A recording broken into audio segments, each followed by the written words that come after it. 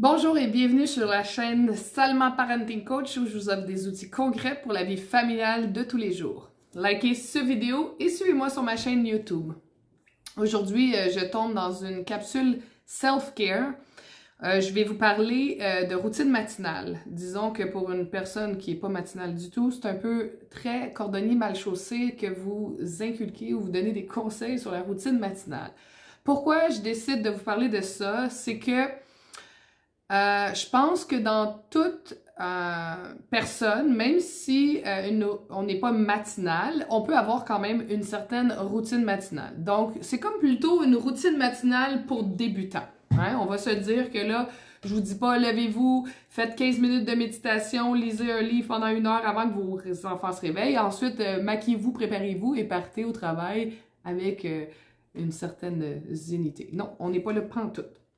Donc, réveillez-vous progressivement et le premier conseil que je vous donne, ne sautez pas hors du lit dès que votre cadran sonne. Pour moi, ma part, c'est mes enfants mon cadran. Donc, dring, dring, mama, wake up, tous les matins. Fait que ce que j'ai fait maintenant, c'est que j'ai décidé de me mettre une alarme 5 à 10 minutes seulement avant leur réveil habituel. C'est sûr que des fois, bon, ça n'arrive pas parce qu'ils vont se réveiller un petit peu plus tôt. Mais en général, j'arrive quand même à me réveiller maintenant avant eux les jours de semaine. Un autre truc, c'est que essayez-vous de vous réveiller à la même heure tous les jours, même le week-end. Oh! Ouh! Tu sais, quand tu as besoin de récupérer et que tu veux faire une grosse matinée, oui, c'est pas évident. Ce qui est important là-dedans, c'est qu'on veut réguler notre horloge biologique. Donc, on se donne une routine du matin. Ça prend 21 jours à implanter une nouvelle habitude. C'est pas toujours facile. L'important, c'est pas de se donner un régime, un exercice, plus une routine matinale tout en même temps ou de lire un livre à tous les mois. C'est vraiment d'y aller une étape à la fois. Donc, si pour vous, ça vous interpelle, j'ai jamais fait de routine matinale, j'aimerais bien commencer une routine matinale, je vous suggère de vous setter une heure à laquelle vous vous réveillez tous les jours, incluant le week-end. Soyez indulgents avec vous. Si vous avez besoin de repos, faites la grasse matinée une fois dans la semaine. C'est pas la fin du monde. D'accord?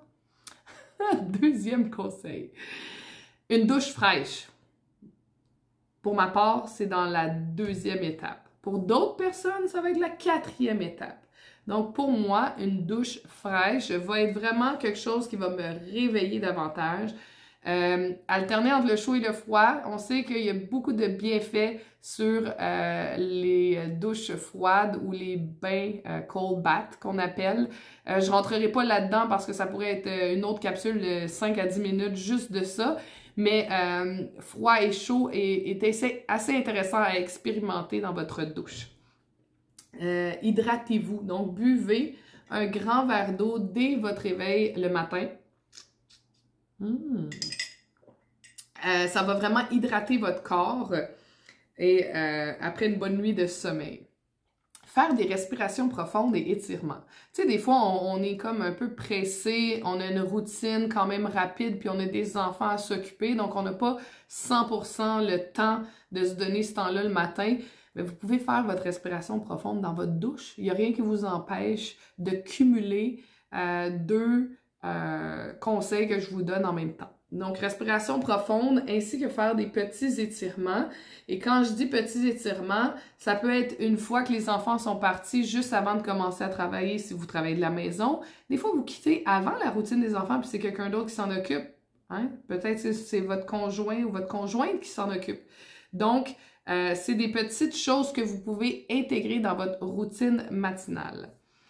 Une méditation courte. Et là, quand je dis courte, on parle de moins de 5 minutes.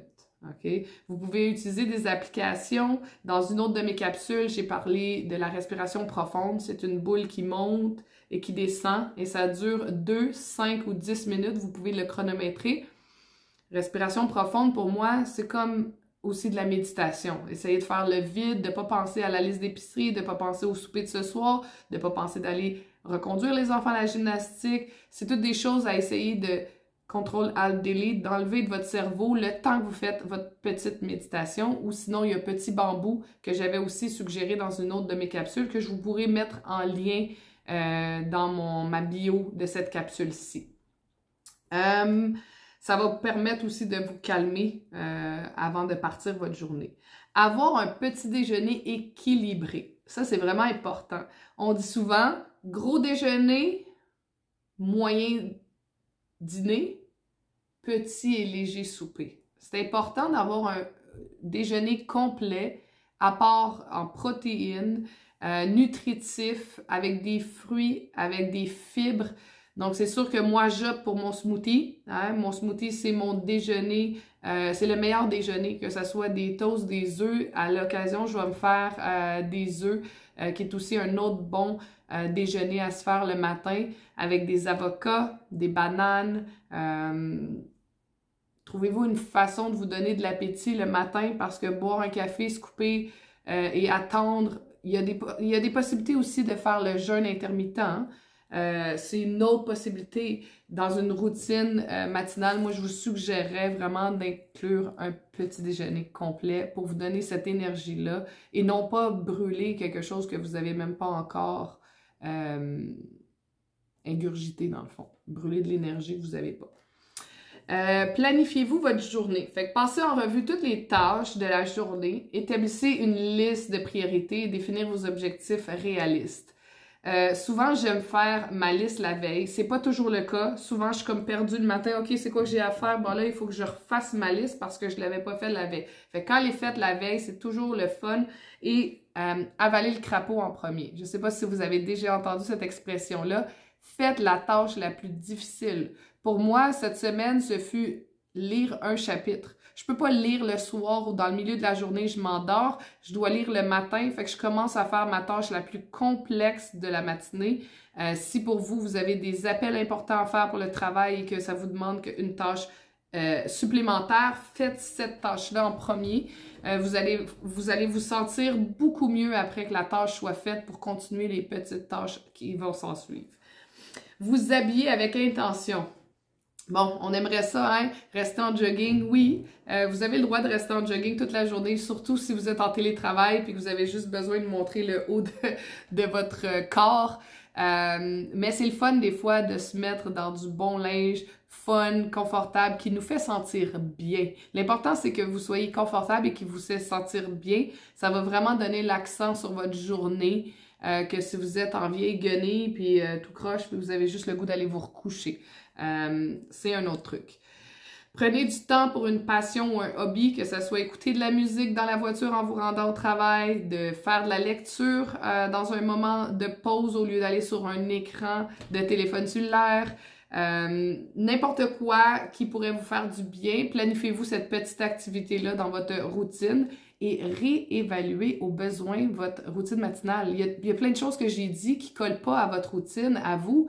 C'est correct, vous pouvez les alterner puis trouver autre chose. Mais c'est important de prendre un temps de dire, est-ce que ça me convient? Si oui, je continue. Sinon, qu'est-ce que je peux réajuster? Donc, l'essentiel est vraiment de créer votre routine à vous, qui vous convient, qui va vous permettre de passer une belle journée positive.